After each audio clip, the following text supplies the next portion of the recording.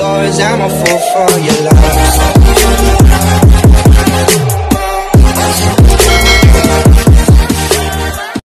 Third set update tayo kung saan ang Akari Chargers mukhang ayaw pa rin magpatinag kontra sa Creamline. Kahit sabihin natin na pagkatapos ng first technical timeout ay lamang ang Creamline, ngunit isang puntos lang ito. Baka masungkit naman ng Akari pagdating sa third set ang pagkapanalo kung papayagan sila ng CCS. Kinakailangan talagang ilaban ito ng Akari Chargers sapagkat kapag natalo pa sila ng Creamline, mabobokya nga sila at uuwi talaga silang talunan. Makasurvive kaya ang koponan ni Ivy Lacsina sapagkat hindi nga natin nararamdaman si Ivy at sobrang dami niya pang nakukumit na error.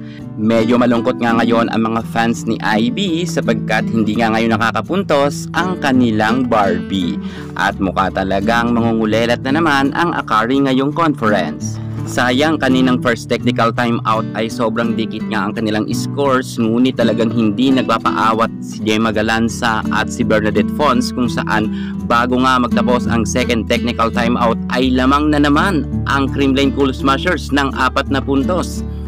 Pag ganun-ganun lang to at naging 6 na puntos pa, Diyos mio Marimar, mukhang wala na talagang pag-asa ang nasabi nating Akari Chargers. Mukhang mabobokya talaga sila.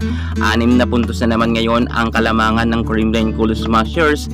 Sayang talaga, kaninang first technical timeout ay halos dikitan lang nga ang kanilang scores, pero ngayon second technical timeout, eto na, umarangkada na itong si Pons at lamang nga ng 6 na puntos ang CCS. Hirap na hirap ngayon ang Akari.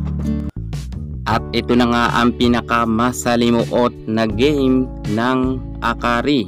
Hindi man lang sila nakaisang set kontra sa Creamline Cool Smashers. Bokya nga ang naiuwi ng Akari. Hindi gumana ngayon si Ivy Lacsina kahit sobrang tangkad niya.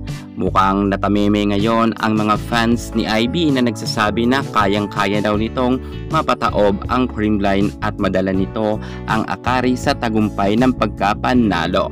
Pero kitang-kita naman natin na ayaw magpaawat ng Creamline Cool Smashers at kahit mga bench sa Creamline ay talagang pumupuntos.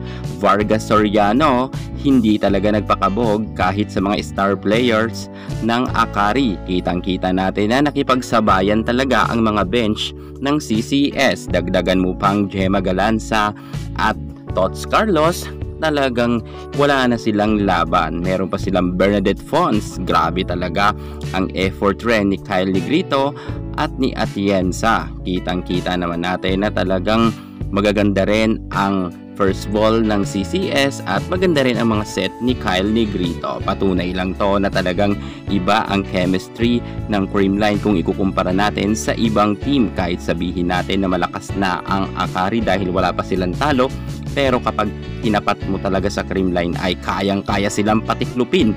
At katulad nga noong reinforced conference ng Battle for Gold ay hindi man lang sila nakaisang set pagdating sa Creamline. At naulit na naman to ngayon. Mukhang hindi pa talaga panahon para manalo ang Akari kontra sa Creamline. Kailan kaya yan mangyayari?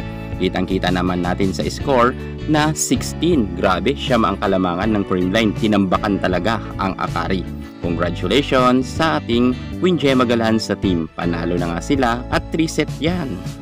Patunay lang to na mas malakas at mas madiskarte ang ating Darna Queen Gemma Galanza kung ikukumpara kay Ivy na talagang off ngayon ang laro ni Ivy. Muli, congratulations CCS!